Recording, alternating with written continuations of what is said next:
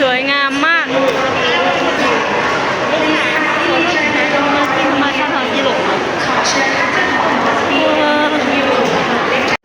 สบายดีสวัสดีพี่น้องป้า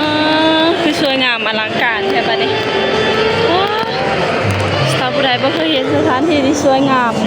แม่น้ำที่สวยงามขนาดนี้แล้วทุกคนโอ้โหสยามพารากอนทุกคนครั้งแรกได้ซีรีส์คุ้มค่าลิ วิวแรงๆวิวยามแรงๆโอ้โหสวยงามมากเลยทุกคนโอ้โห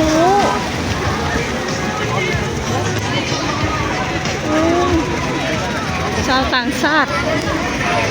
โอ้อธิบายบ่ถูกเลยเห็นครั้งแรกแล้วก็โอ้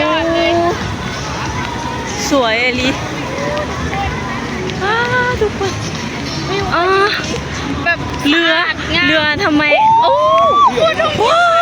นักท่องเที่ยวเต็มเลยทุกคนโอ้โหสุดยอดว้าวตื่นตาตื่นใจนี่พี่น้องแม่เลี้ยงเดียวบ่เคยเห็นแบบนี้จากเธอทุกคนนักท่องเที่ยวแบบยอดเลยทุกคนบนเรือเต็มเลยป้ายังมีโอกาสได้ไปนั่งด้วยเนาะแม่อยากนั่งเลยอยากได้สัมผัสบรรยากาศแบบลำไยแห้งแล้วแบบโอ้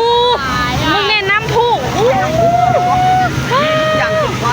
มีทุกอย่างค่ะวะตื่นตาตื่นใจแห้งเลยค่อยส่วน2 มื้อ3 มื้อนี้มื้อเช้าในกาวะบ่อยากมาบ่เธอไปโลดฉันบ่อยากไปว่าฉันร้านที่เขาอยู่ในแข่งเขาจะเป็นโลกกว้างแม่นพอมาเห็นแหละมาอยู่ในประเทศเย็นบ่อยากกลับเลยเขาจะบ่เห็นยังแต่เขาขอมาที่เขาจะเห็นแม่นหลายคนอาจจะมาเห็นงานเลยครับป้าโอ้เนี่ยสุดยอดเลยโอ้สุดยอดเลยทุกคนโอ้ว้าวสวยงามโอ้เธอดูสวยมาก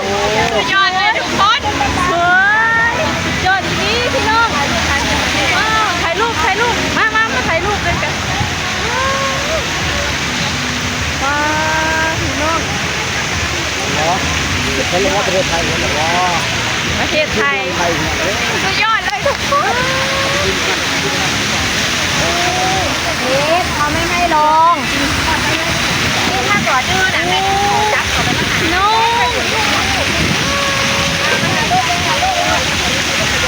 งามแห่งนี้ทุกคนตาตื่นใจลายทุกคนตื่นเต้นเด้เนาะไฟก็มีในน้ำจริงไฟก็มีในน้ำมึงเนี่ยขึ้นแห้งน้ำคนนี้นะบางงานน่ะเป็นได้ยังไงเนี่ยนักท่องเที่ยวพากันมาก็มี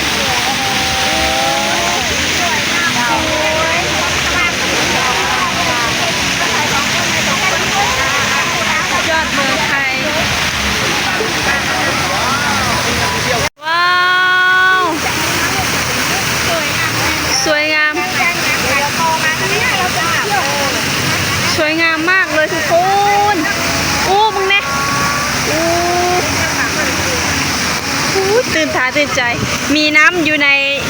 นี่ด้วยมีไฟเซ็กซี่มีไฟเซ็กซี่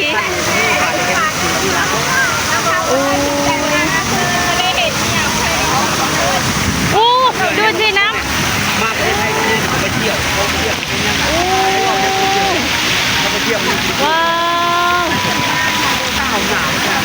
คนก้าวหน้าแบบเจริญข้างอันนี้ทุกคนเข้าบ้านเขายกมา5 6 ปีแล้วพอเขามาประเทศไทยเหมือนเขามาโลกแห่งอนาคตอ่ะแม่นมันแตกต่างกันแน่เนาะแตกต่างแห่งนี้เหมือนแบบเขาทะลุผ่านอนาคตมาเลยบริการเขาแต่มีมันจะมีอยู่ในนั้นเขาอยู่มันจะไม่ได้เจริญมากมีเราทุกคนมีคนได้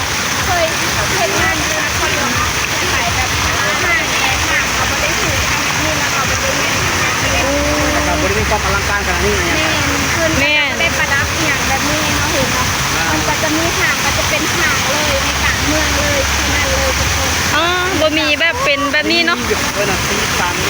มีการออกแบบมีแต่ละสไตล์หลายอย่างสุดยอดที่มาก โอ้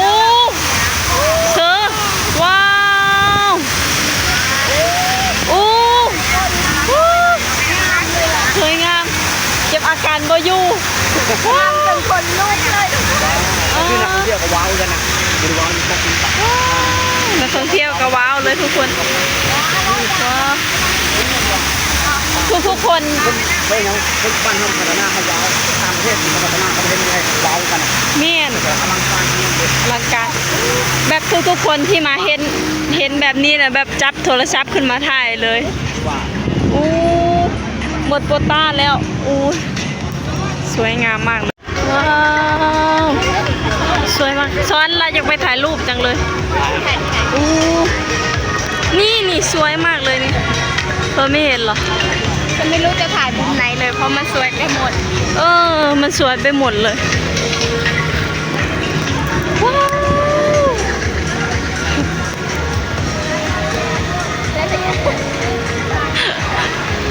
สุดยอดมากเลย ดูละ